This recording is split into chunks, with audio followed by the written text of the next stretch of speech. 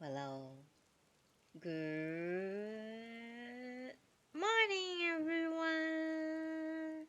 Hello. Good morning, everyone, to all the viewers in my channel right now, and also to lovely ladies, Axia and Wine Addict, what a great name, and of course my manager, Deanne. They are here already. Thank you so much for attending in sorry. Thank you so much for attending in person. There you go.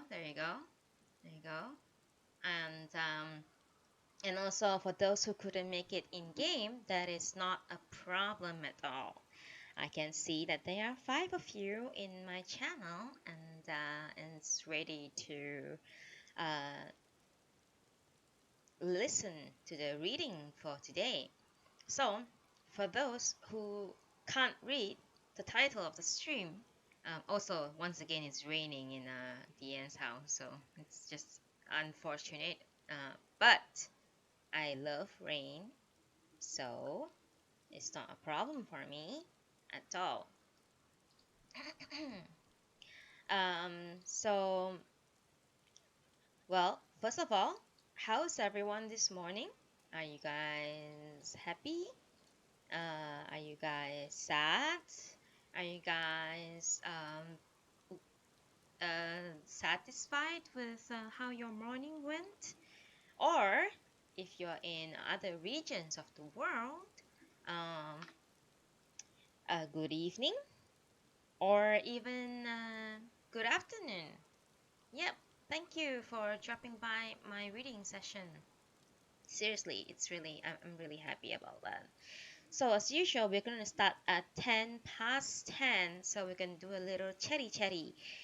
So yesterday we had our P1S and P2S re-clear, and it went quite well.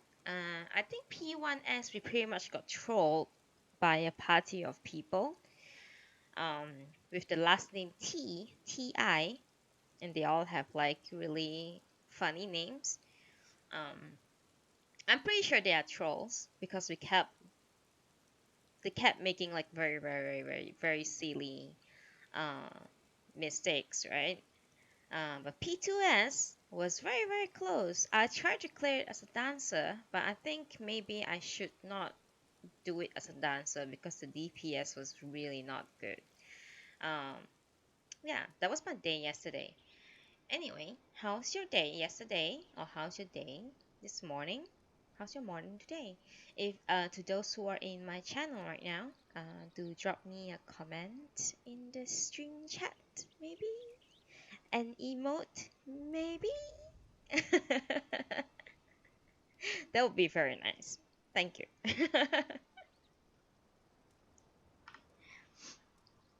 Yeah, why not, Dick? Yeah, please help me next week. Please. It would be nice. Help us with P1S and P2S. We are going to prog P3S. I don't know, maybe today, right? I'm not sure. Yesterday you're just chilling. That's fine. I mean, I think I did chill the day before as well. I was just yeah. There were days when like it's just too mentally tired that I just lay in bed and just chill and relax because that's something that I've always been told. I don't know how to relax. I don't know how to chill. Deanne said that she has a good night's sleep. That is very good to know. Deanne always sleeps weirdly, and I'm glad to hear that she sleeps well last night. Wine Addict said that she hasn't cleared P3S. Ad face is dumb. I agree with you. The ad face is extremely dumb. I got stuck in the ad phase for like, I don't know, a month and a half now, maybe? I don't know. Like, yeah, I got to the theta phase. I got past the theta phase like once or twice. I think twice. Deanne might remember it better than I do. Yeah, but yeah, if you would like to join us for P3S proc later, please let us know. I would really appreciate it. Seriously, it would be just like DN, me, and maybe like a couple others of our community, and then we'll just go and have some fun. I don't know. I personally really like progging. Yeah, it's annoying that you can't get passes and things, or you kept dying to the same mechanics. But I had such a great memory of progging P3S. Sorry, P2S with my friends. That it it made me love P2S. Like when I'm re-clearing P2S, I always have those memories of me doing P2S with my friends, like progging P2S with my friends, like all the jokes that we throw to each other, and all the you know um all the funny things that we say to each other. It's yeah, do exactly. Deanne said that progging with friends is really fun. I agree with you. Progging with friends is really fun. And if Wine Addict would love to join us, be our friends in progging, we would love you to join us. And for XC as well, my apologies. I really wanted to go to your museum for like many days now, but I've always been busy, and and in real life I'm trying to catch up with work as well. So I think I should be like quite free today or tomorrow. Oh yeah, by the way, an announcement before we start reading for today. I will be doing a very regular schedule of nudables. I'm doing noodles on every Monday, Wednesday, Friday, and an extra one on Saturday morning. Yeah. So it's Friday and Saturday will be consecutive day. I don't want because I don't really want to read on Sunday.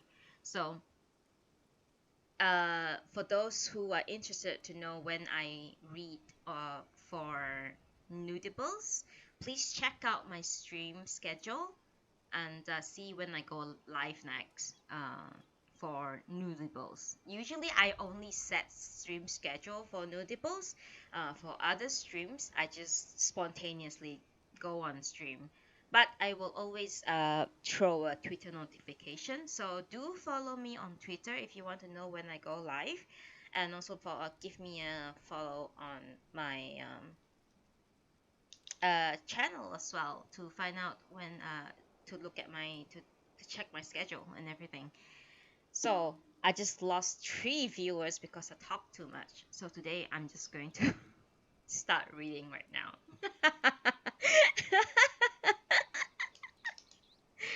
But I just wanted to have like a little buffer time before we start reading in case people wants to come in but they come in late, right? You don't have a Teach account? Well, maybe it's time. Maybe it's time to have a Teach account, you know, or a follow, you know.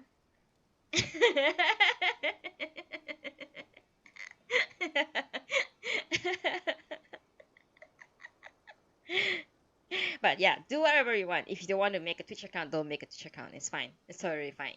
Just follow me on Twitter. You know when I go live. All right, it's 9 past 10 now. Since there's nobody coming into the venue anymore, I know they'll come in soon. And I just lost like 3 viewers for talking nonsense. So we're gonna start reading today. I Am a Cat by Natsume Sōseki, Volume 2, Chapter 3, as said on the title. And, yeah, there will be a... Sorry, my brain just went blank for a second what I wanted to say next. But anyway, 10 past 10 now. I shall start reading. I hope you all will enjoy today's reading as well. Also, please, if you would be so kind, please retweet my tweet on my stream. Thank you very much. Absolutely shameless.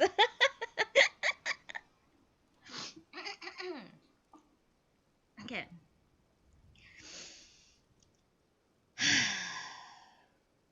Chapter 4, Volume 2 of Natsume Soseki's I Am a Cat starts now. I have, of late, taken to taking exercise. To those who may sneer at me, saying, "What sauce? A mere cat taking exercise indeed," I would like to address you with the few following words. It was not until recently that human beings, previously content to regard eating and sleeping as their only purposes in life, began to grasp the point of taking exercise.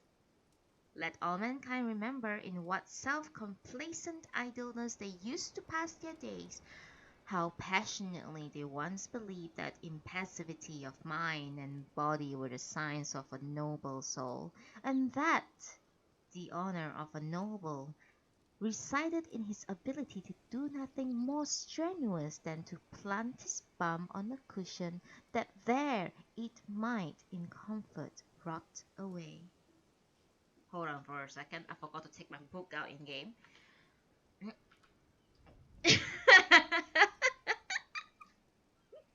Unprofessional.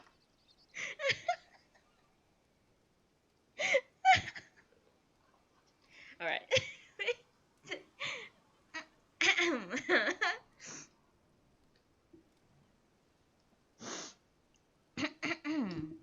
It is only recently that, like some infectious disease brought from the west to this pure land of the gods, a stream of silly injunctions has been sprayed upon us to take exercise, to gulp milk, to shower ourselves with cold freezing water, to plunk ourselves in the sea, and in the summertime to sequester ourselves in the mountains on a diet allegedly healthy of nothing more solid than mist.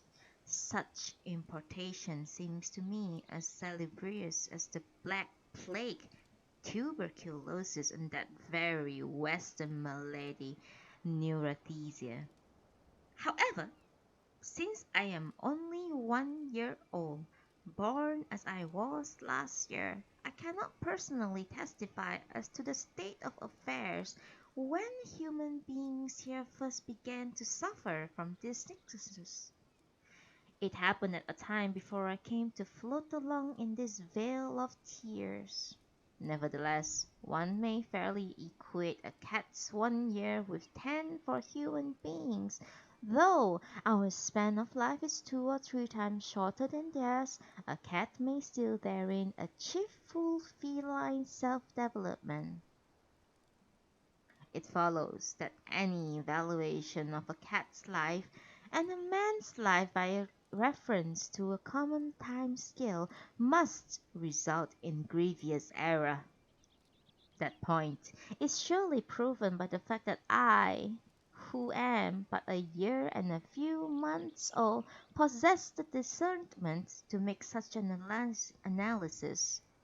In contrast, the third daughter of my master, whom I understand to be already in her 3rd year, is lamentably backward, a laggard in all learning, a slow coach in development. Her accomplishments are limited. She yowls, she mucks her bed, and she sucks milk from her mother. Compared with someone like myself, who am distressed by the state of the world and deplore the degeneracy of the age, that girl is truly infantile. It is consequently not in the least surprising that I should have stored away deep within my mind the entire history of taking exercise, of sea bathing, and of going away for a change of air. If there should be anyone surprised at such a thing so trifling as this vast extent of my knowledge, it could only be another of those handicapped humans, those stumbling creatures whom heaven has retarded with the gift of no more than a measly couple of legs. From time immemorial man has been a slow coach, So it is only very recently that invertebrate sluggards have begun to recommend the virtues of exercise, and as if notions were their own incredible discovery, to babble endlessly of the benefits of natal condition. Oh, sorry, I missed a line. To babble endlessly of the benefits of bobbing about in the sea. Per contra, I was aware of such things in my prenatal conditions, and to fully realize the beneficence of brine one's needs but walk on a beach. Precisely how many fish are frolicking about in so vast a volume of water, I could not care to guess. However, it is certain that not a single specimen has ever fallen so sick as to need the attentions of a doctor. There they all are, swimming about in the best of health. When a fish does catch some illness, its body first becomes helpless. But let it be remembered that the death of a fish is described in Japanese as an ascension. Birds, we say, drop dead, become mere fallen things. Men are simply said to have kicked the bucket. But fish, I stress, ascend. Now, simply ask anyone who's journeyed overseas, anyone who has crossed the Indian Ocean, whether they had seen a dying fish. Of course they haven't. And no wonder. However often you might plow back and forth across the endless waste of water, never would you see afloat on its waves one single fish that had just given up on its last breath. Given up, I should perhaps fish pertinently say, its last sea water gulp. Had you assiduously searched since time began, were you now to go on steaming day and night up and down in the wide and boundless expanse of water, not one solitary fish would ever be seen to ascend, since fish do not ascend. Their undying strength, their hardihood, indeed their deathlessness is easily deduced. 1 second, please.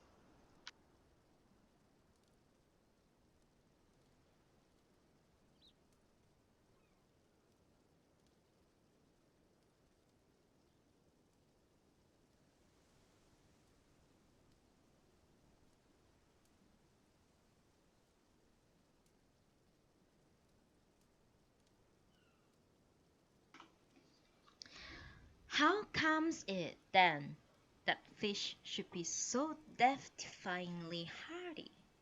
Here once again, mankind can give no answer. But the answer, as I shortly shall disclose, is simplicity itself. The answer is that fish are hardy because they are incessantly bathed in the sea, because they will swill salt water. It's as simple as that. Now, since the benefits of sea bathing are so evidenced by fish, surely it must follow the practice that would be beneficial to humankind. Lo and behold, in 1750, a certain Dr. Richard Russell came out with the humanly exaggerated pronouncement that anyone who jumped into the sea at Brighton would find that all his various diseases would be cured on the spot. Is it not laughable that it took mankind so long to arrive at such simple conclusion? Even we cats, when the time is ripe, intend to go down to the seaside, to some place like Kanyakura. But now is not the time. There's always a right time for everything. Just as the Japanese people before restoration of the emperor both lived and died without benefits of sea bathing, so cats today have not yet reached the appropriate stage for leaping naked into the briny deep. Timing is all important, and a hurried job is a job half botched. Consequently, since no cats taken today to be drowned in some shrine's canal will ever come home safely, it would be most imprudent for me to go plunging in. 1 second, please.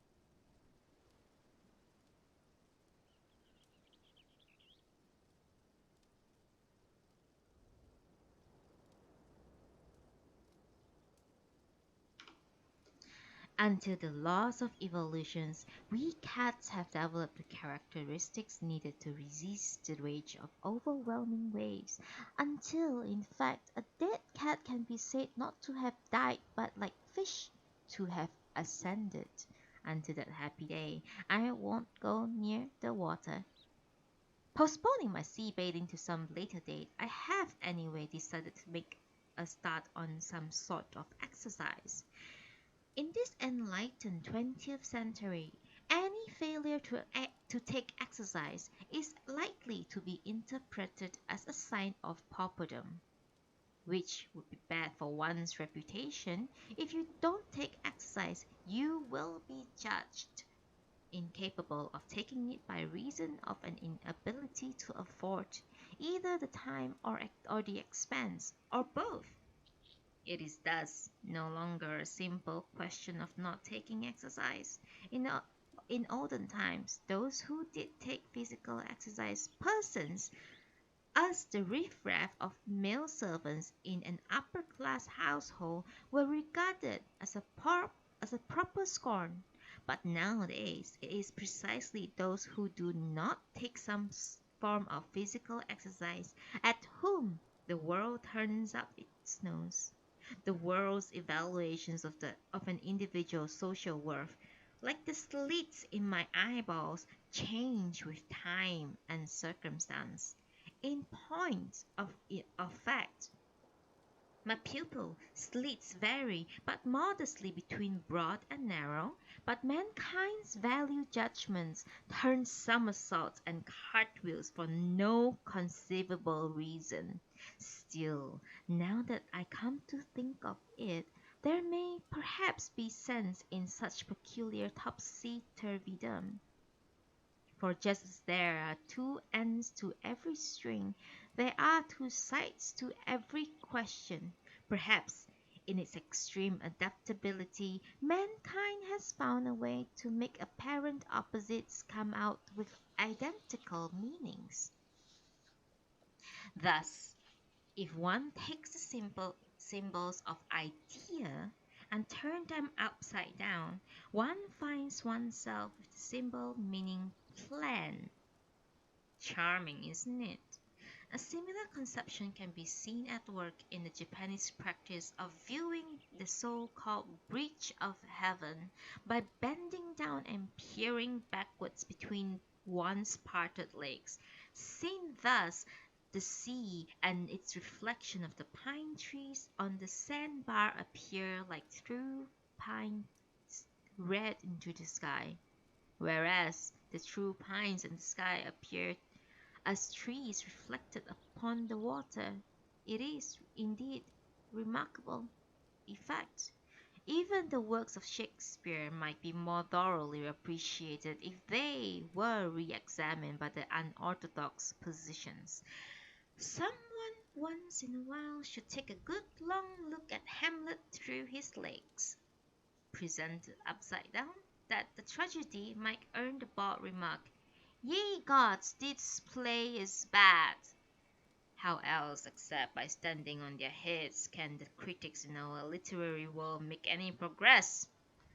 Considered against the background, it is hardly surprising that those who once spoke ill of physical exercise should suddenly go crazy about sports, that even women should walk about on the streets with tennis rackets clutched in their hands.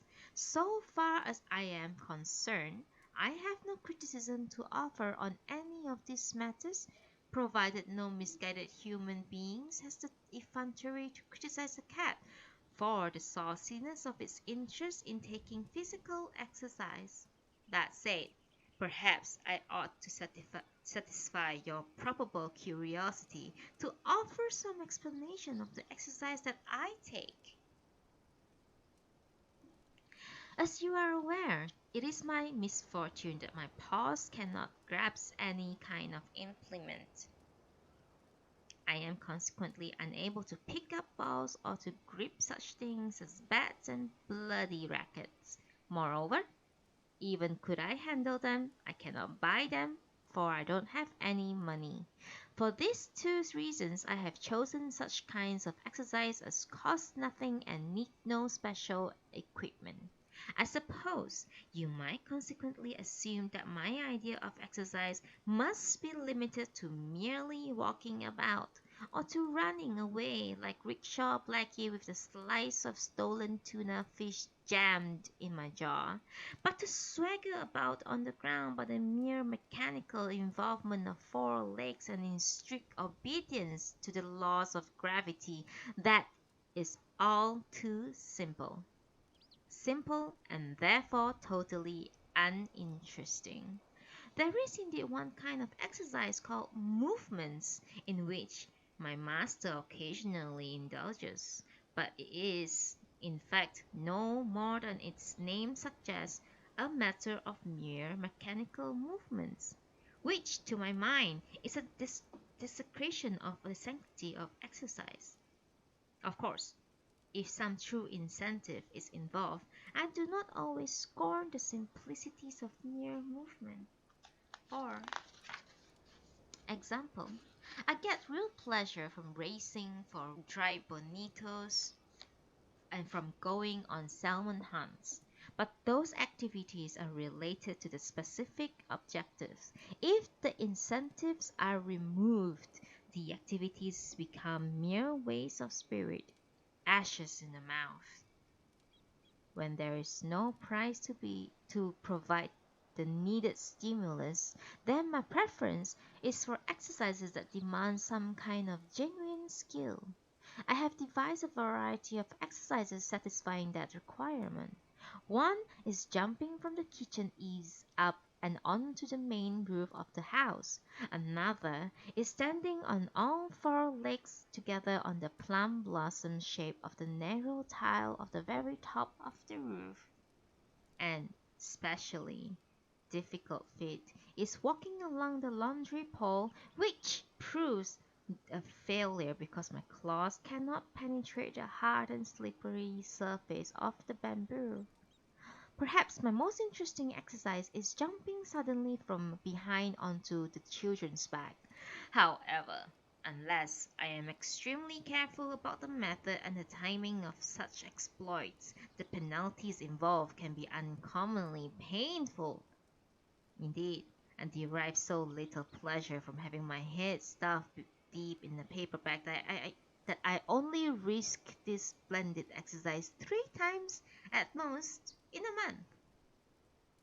One must also recognize this the advantage of any success in the form of exercise depends entirely and unsatisfactorily upon the availability of some human partner. Yet, another form of exercise is clawing the covers of books. In this case, two kinds of snacks arise. First, there is the invariable drubbing administered by my master whenever he catches me at it. Secondly, though the exercise undoubtedly develop a certain dexterity of finger, it does not at all for the remaining muscles of my body. I have so far only described those comparatively crude activities which I would choose to call old-fashioned exercises. However, my newfangled sports includes a few of the most exquisite refinement. First, among such sports comes hunting the praying mantis, which is only less noble than the hunting rats, but a lesser degree of its dangers. The open season, with the quarry in superb condition, runs from high midsummer until early in the autumn. The hunting rules are as follows. First, one goes to the garden to flush one's quarry out. Given the proper weather, one may expect to find at least a brace of them browsing in the open. Next, Having chosen one particular mantis, a sudden dash, a regular wind slicer, is made towards the quarry. The mantis, thus alerted to its danger, rears its head ready for the fray.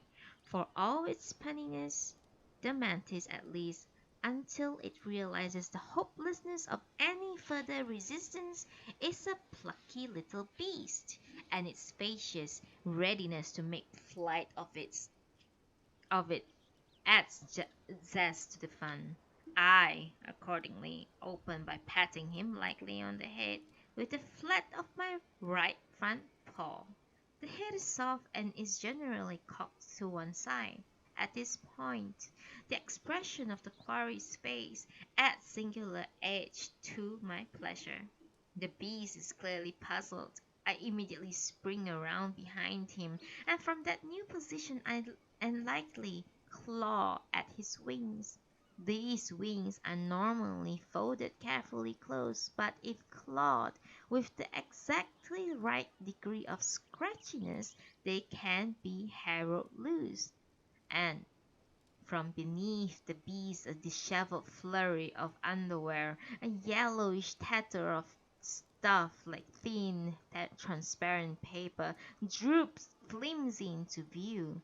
Oh, what an elegant fellow! Tricked out in double-lined clothing even in the height of summer, and may it bring him luck. Invariably, at this moment the mantis twists his long green neck around to face me. Then, turning his whole body in the same direction, sometimes he defiantly advances and sometimes simply stands there like some dwarf annoyed giraffe. If he remains transfixed in the latter attitude, I shall be cheated of my exercise. Accordingly, having given him every chance to take the initiative, I then give him a stimulating smack. Good morning, Cardinal Daniel. Good morning. Hello there. Thank you for dropping by. Move around a bit. Okay. If the mantis happens to have the least intelligence, he will now attempt escape, but some ill-schooled and of a barbarous ferocity will persevere in daring do, even to the point of launching an attack. When dealing with such savages, I carefully calculate the precisely proper moments to strike back and then, suddenly, deliver a really heavy blow as he advances at me. I would say that on such occasions the beast is usually battered sideways for a distance of between 2 and 3 feet. However, if my quarry displays a civilized recognition of its plight and drags away in pitiful retreat, then I am moved to pity. Off I go, racing along like a flying bird 2 or 3 times around a convenient tree in the garden. Yet, when I return, I rarely find the mantis has managed to crawl away more than 5 or 6 inches. Now, conscious of my power, he has no stomach for continued battle. He staggers away, tottering first left and then right in day's attempt to escape me, matching his movements this way, and I harry him back and forth. Sometimes, in his ultimate despair, he makes the ultimate effort in fluttering his wings.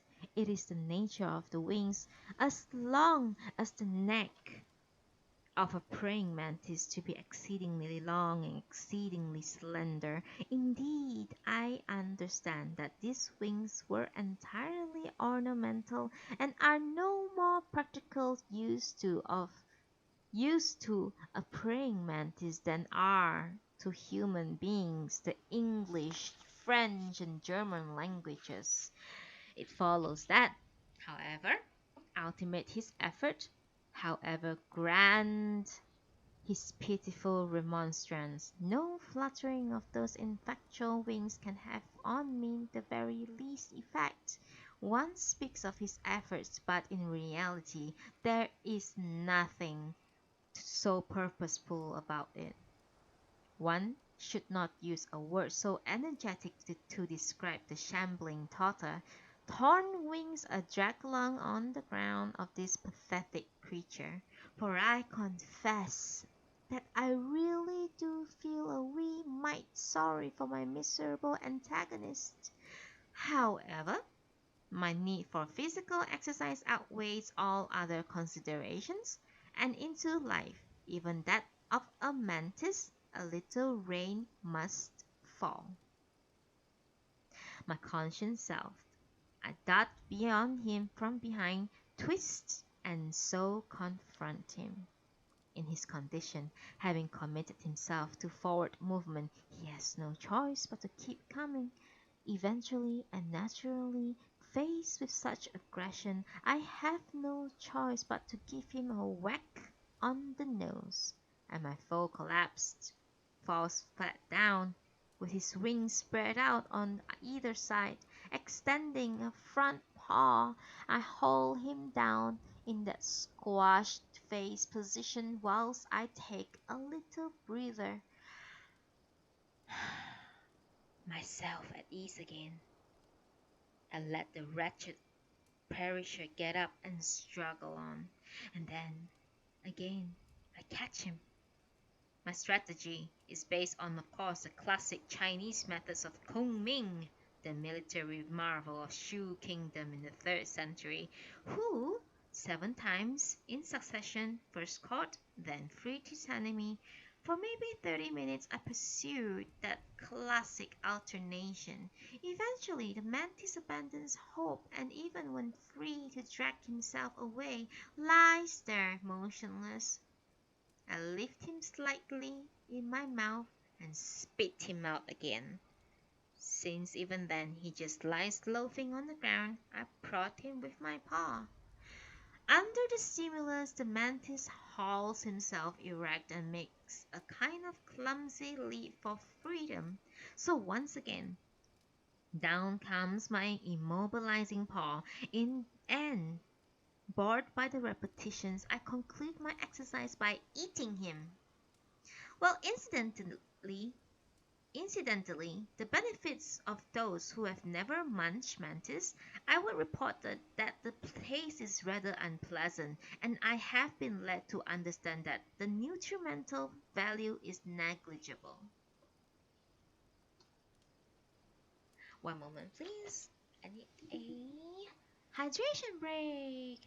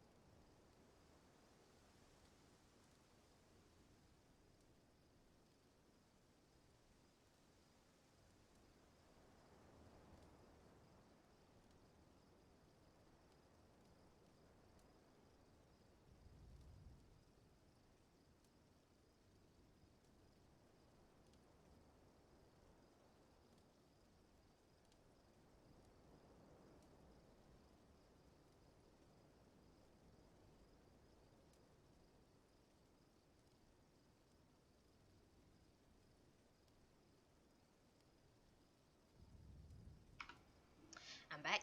Sorry. Okay.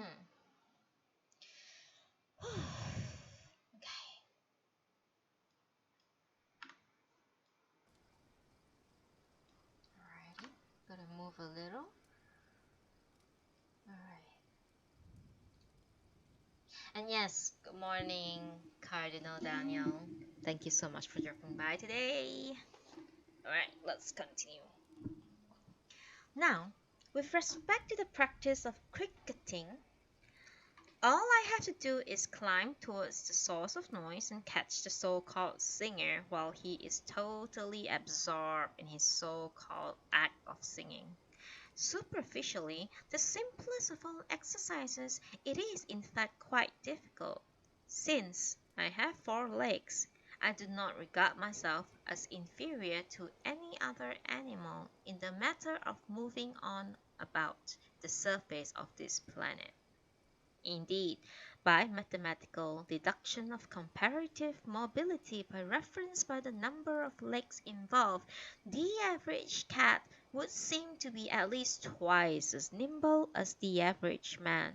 But when it comes to climbing trees, there are many animals more dexterous than the cat.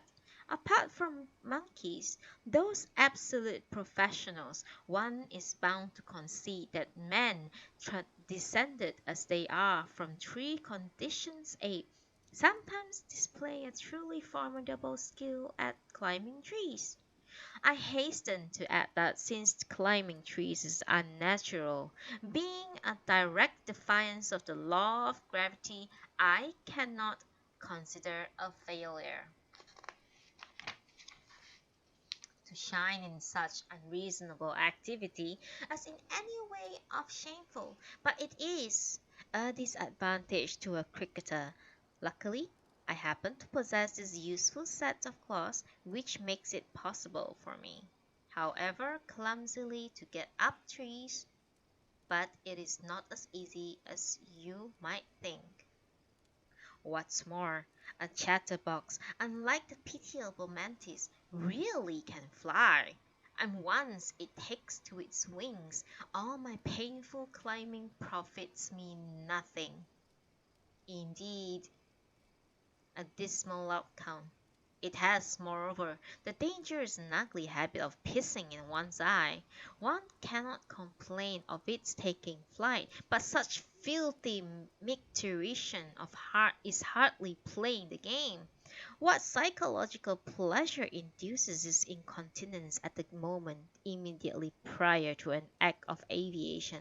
Is it perhaps that the thought of flying is too unbearable to bear, or is it simply that a pissed-on prowler is so shockingly surprised that his intended prey gains ample time to escape?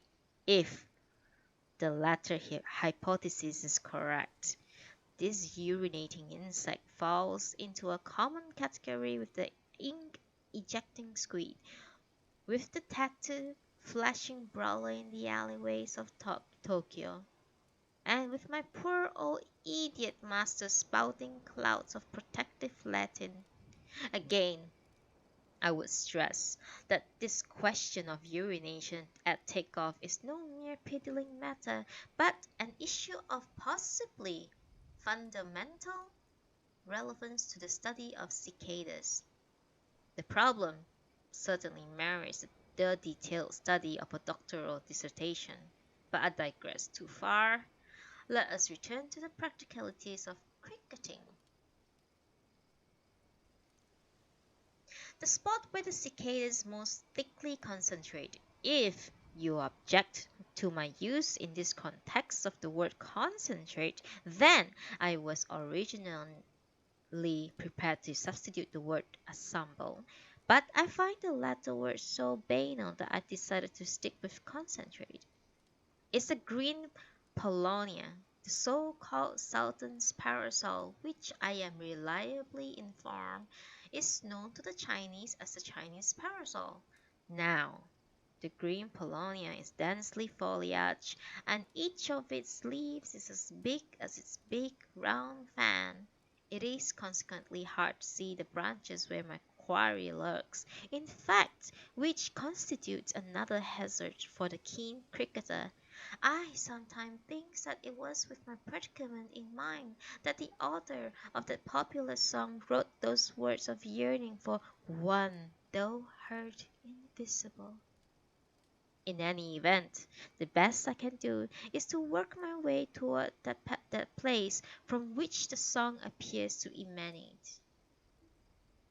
About 6 feet up from the ground, the trunks of our green Polonia forks conveniently into two. Within the crotch I rest from the exis- excitate sorry. Within the crotch I rest from the exertion of my initial climb, and peering upward between the backs of the leaves, try to see where the chatterboxes are. Sometimes, however, before I even get to the crotch, one or two of my potential victims grow alarmed and, with a curious rustling sound, impatiently take flight. Then I have really had it. For judging them by their readiness to be led, and their mindless passion for conformity of conduct, these chatterboxes are no less imbecile than men. As soon as the first one flies away, all the other follows. There are occasions, however, there are occasions, therefore, when by the time I have reached the fork, the whole tree stands deserted in a dead, dispiriting silence. On such one day, I climbed up to the fork to only find, however hard I peered and however much I pricked my ears, no faintest sign or sound of the chatterbox. Deciding it would be too much of a bore to start all over again in some other tree, I concluded that the sensible thing would be to stay where I was, enjoy the relaxation, and wait for a second chance when the refugees returned. Before long, I grew sleepy, and soon was happily far away in the pleasant land of Nod.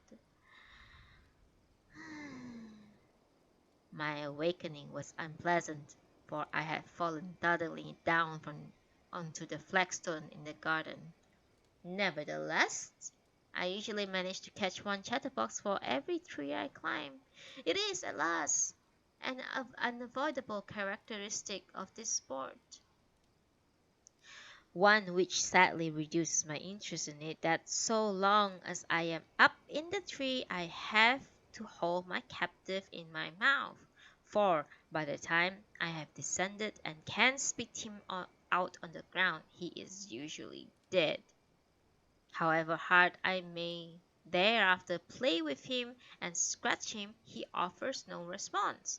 The most exquisite moment in cricketing occurs when, after sneaking quietly upon a chatterbox whose whole vibrating being is concentrated upon song, upon the soul-absorbing business of scraping his tail apart in and out of the main shell of his body, suddenly I pounce, and my paws clamp down upon him. How piercingly he shrieks, and with a thrashing ecstasy of terror he shakes his thin, transparent wings in effort to escape. The sheer speed and intensity of these happenings creates an aesthetic experience impossible to describe. One can only say that the magnificence of its death throes is the supreme achievement in a cicada's life. Every time I catch those chatterboxes, I ask, in suitably pressing terms, for a demonstration of his thrilling artistry. When tired of his performance, I beg his pardon for the interruption and pop him into my mouth. Occasionally, virtuosi have been known to continue with their act even after my mouth has closed behind them. After cricketing, my next most favorite form of physical exercise is pine sliding. A detailed explanation would be too much, so I offer only the minimum of comment needed for an understanding of this sport. Its name suggests that it is sliding down pine tree, but in fact it doesn't. It is, indeed, another form of climbing trees. But whereas the crickets, the cricketing, I climb to catch a chatterbox. When pine sliding I climbed purely for the climbing. Ever since the Gendaimon warmed the room for the lay priest Saimyoji, the one-time regent of Kamakura, by burning those trees in which Gendaimon in his own happier days had particularly attached, the pine tree has not only, as the song about the incident assures us, naturally an evergreen, but also most unnaturally rough bark to one's touch. Whatever the explanation, there is certainly no tree less slippery than the pine, and no trunk in the world affords a better climbing surface, either for the hands or the feet. Clearly, when it comes to the claws, nothing is more clawable than I can consequently run up a pine trunk in one's breath. Having run up, I run down. Now there are two styles of downward running. One way is to descend effectively upside down with one's head facing the ground, and the other is to descend tail first in the normal attitude for an ascending climb, and which I would ask you know-it-all human beings would suppose to be the more difficult style of the two. Being but shallow brain, you would probably think that one would find it easier to position one's head so as to lead its direction of desired movement. You would be wrong. When you heard me speak of running downwards, no doubt you thought immediately of Yoshitsune's headlong horse charge down the cliff of Hyodorigoe. And I can imagine you thinking to yourself that anything good enough for a human hero like Yoshitsune must be more than sufficient for some unnamed, unknown cat. But such disdain would be entirely misplaced. Just to begin with, do you know that cats' claws grow their directions positioning in accordance with their function? They are, in fact, retorsedly curved so that, like firemen's hooks, they are peculiarly suited to catching hold of things and drawing them chestward.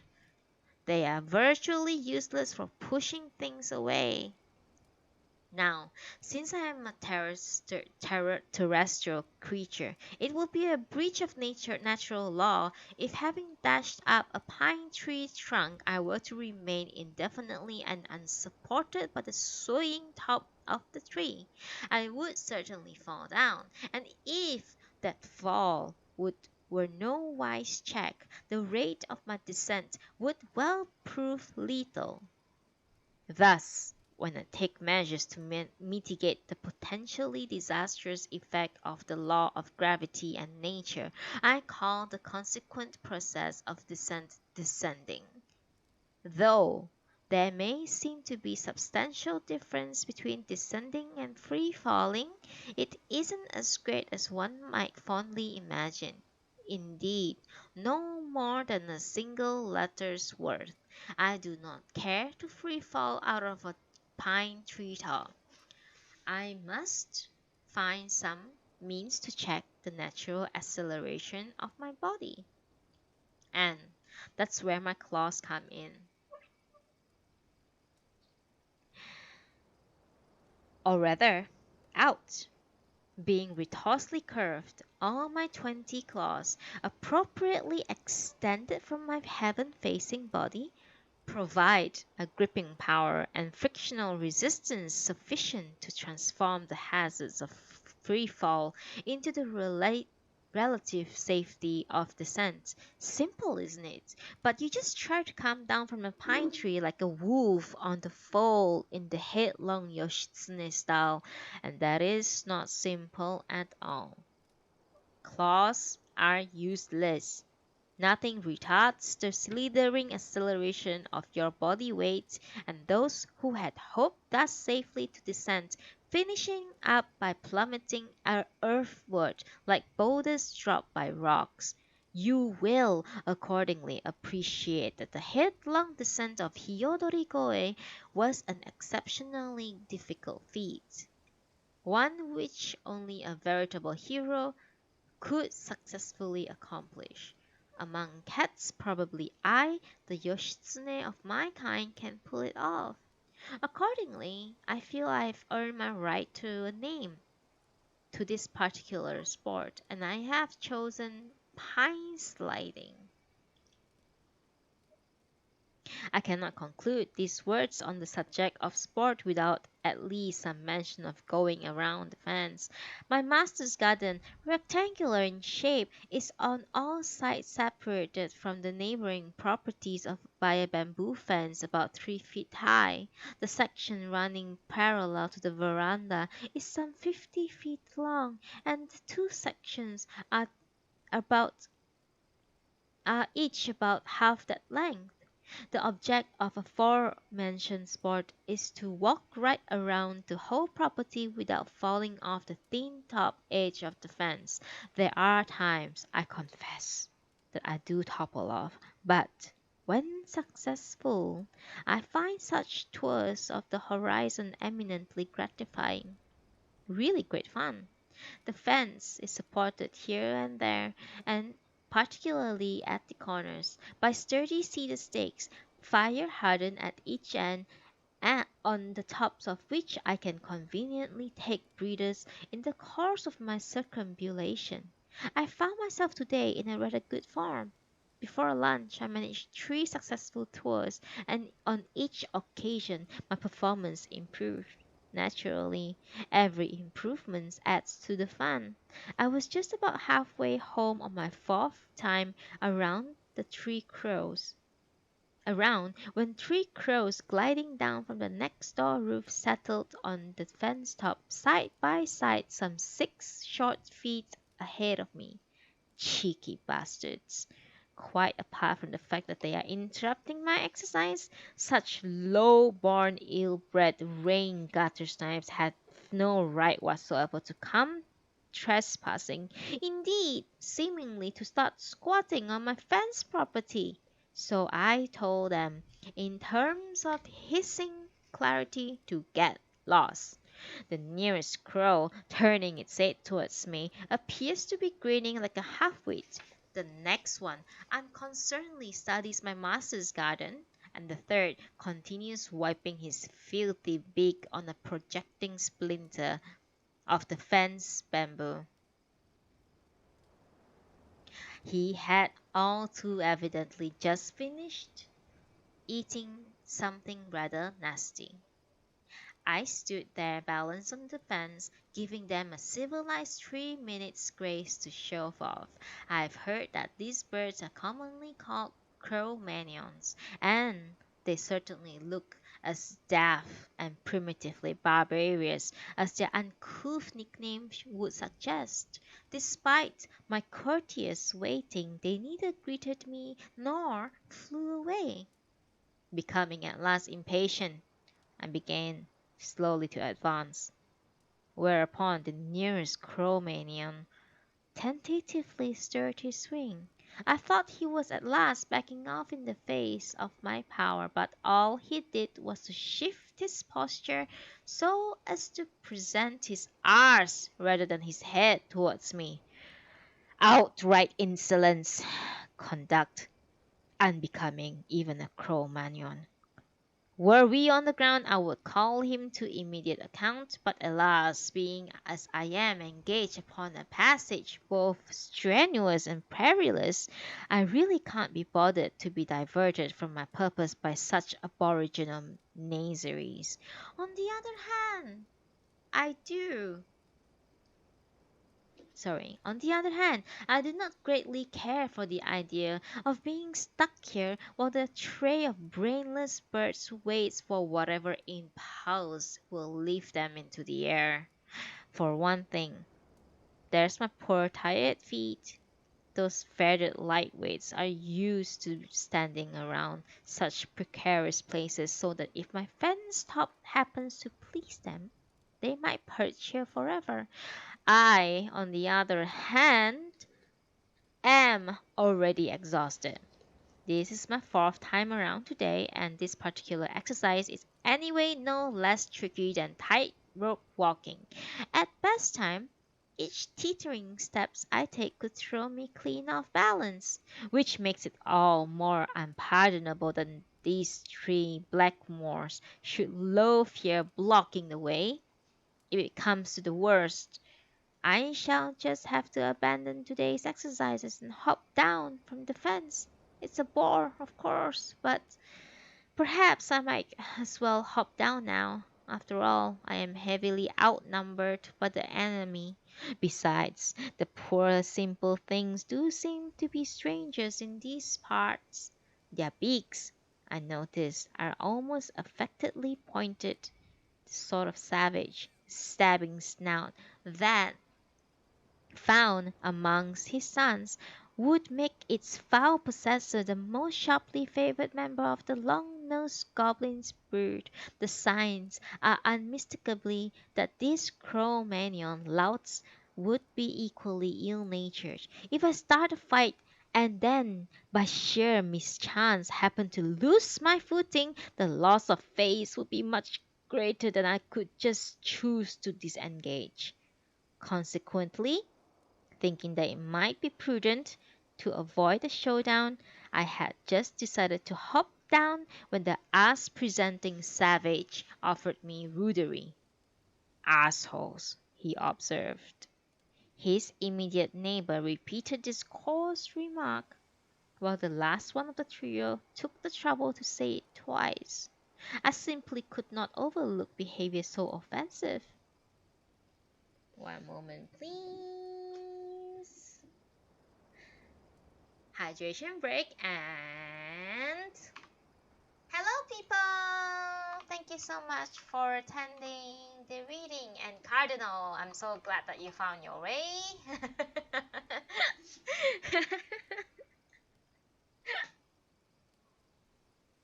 mm. And hello Debbie. Hey, in your home world now but still listen. Oh, that's fine, that's completely fine. Just as long as you're listening to the story, that's all I care about, because the story is really good and I really love it. Right? Thank you so much for attending once again, guys. Thank you so much. It took a while. I can understand. Yeah, it's definitely difficult to navigate around this area. I agree. I agree.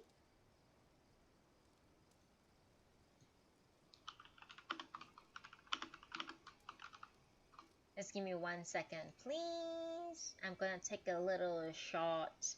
Wait, hang on. Just gonna check something real quick.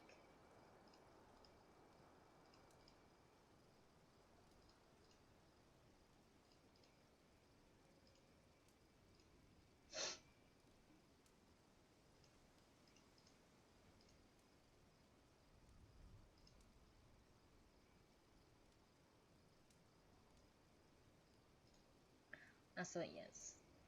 Hey. Alrighty. Everything seems to be fine. All good, all good, all good.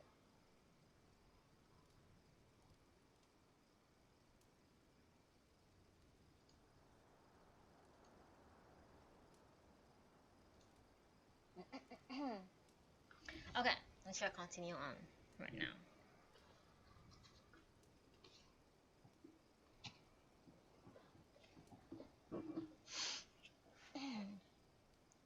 Oh, thank you, Teddy. Aw, that's alright. Well, gambare. Work hard.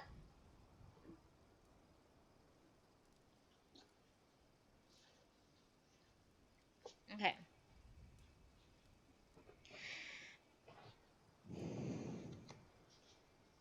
And the third continued swiping his filthy beak on the projecting splinter of the fence member.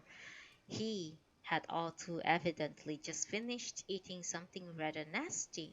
I stood there balanced on the fence, giving them a civilized 3 minutes grace to shove off.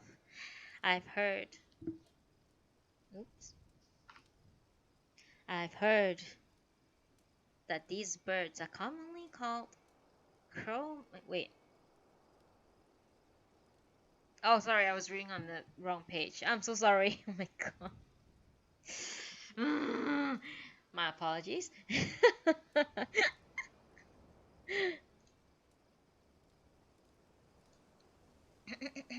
Sorry.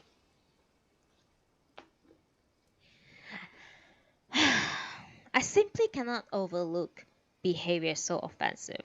First and foremost, to allow myself to be grossly insulted in my own garden by these mere crows would reflect adversely upon my good name. Should you object that I do not have a name and to be reflected upon, I will amend that sentence to refer to reflections upon my honor.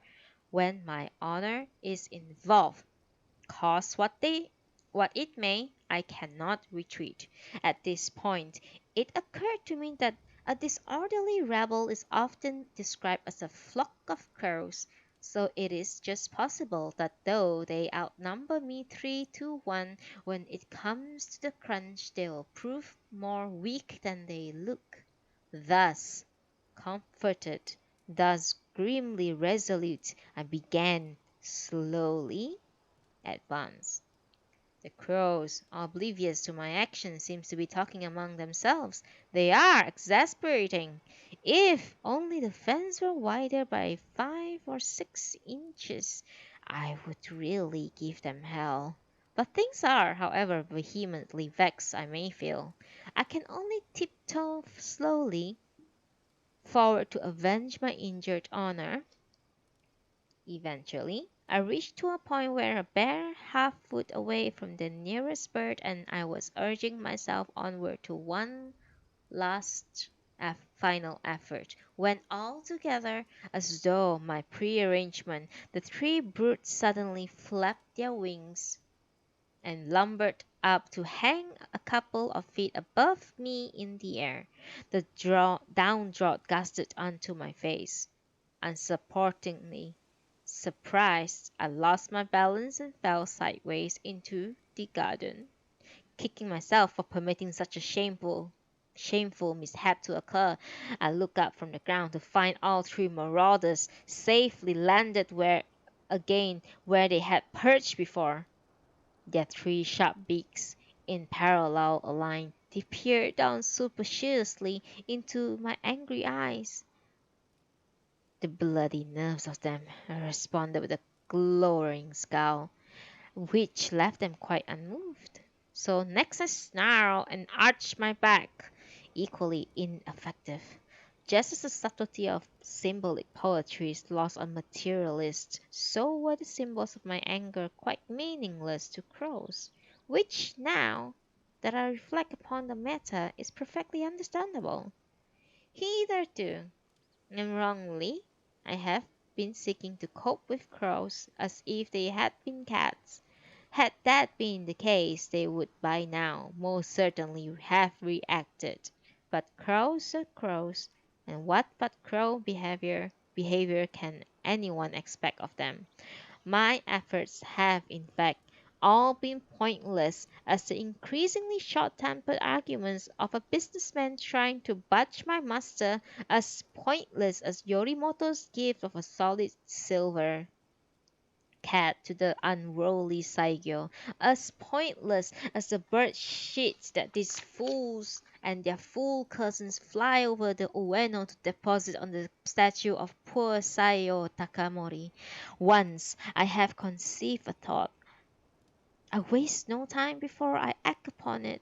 If were better to give up than to persist in a dialogue with dunces. So I abandoned my endeavors and withdrew to the veranda. It was time for dinner anyway. Exercise has merits, but one mustn't overdo it.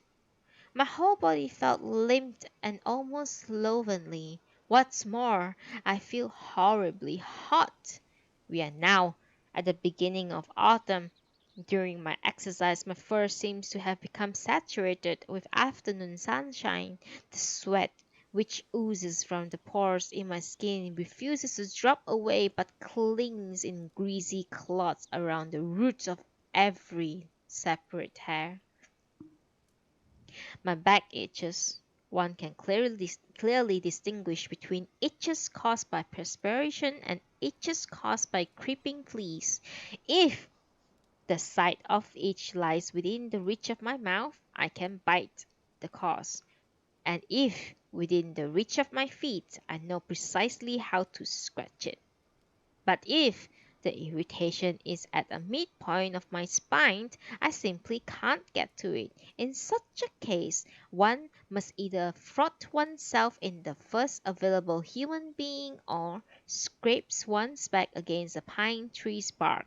Since men are both vain and stupid, I approach them in a suitably ingratiating manner, using, as they would say, tones would wheedle a cat.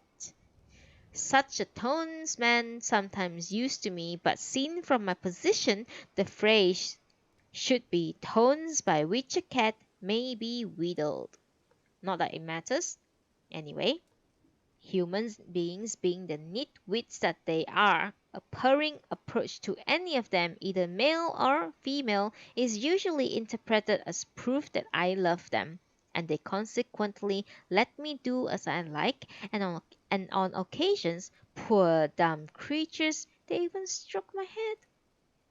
Of late, however, just some kind of parasitic insect fees, in fact, have taken to breeding in my fur.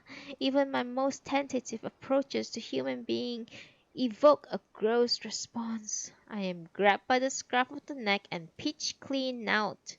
It seems that this sudden aversion stems from human disgust with those barely visible and those insignificant insects which I harbor. A heartless and most callous attitude. How can one inconsiderate behavior possibly be justified by the presence in my coat of one or 2,000 footing fees? The answer is, of course, that Article 1 of those laws of love by which all human creatures regulate their lives specifically enjoins that ye shall love one another for so long it serves thine individual interest. Now that the human attitude towards me has completely changed, I cannot exploit manpower to ease my itching, however virulent it may become. I therefore have no choice but to resort to the alternative method of finding relief in scraping myself on pine bark. To that end, I was just going down the veranda steps when I realized that even this alternative solution was a silly idea and would not work. The point is that pines secrete an incredibly sticky resin which, once it has gummed at the end of my fur together, cannot be loosened even if struck by lightning or fired upon by the whole Russian Baltic fleet. What's more, as soon as 5 hairs stick together, then 10, then 30 hairs get inextricably stuck. I am a dainty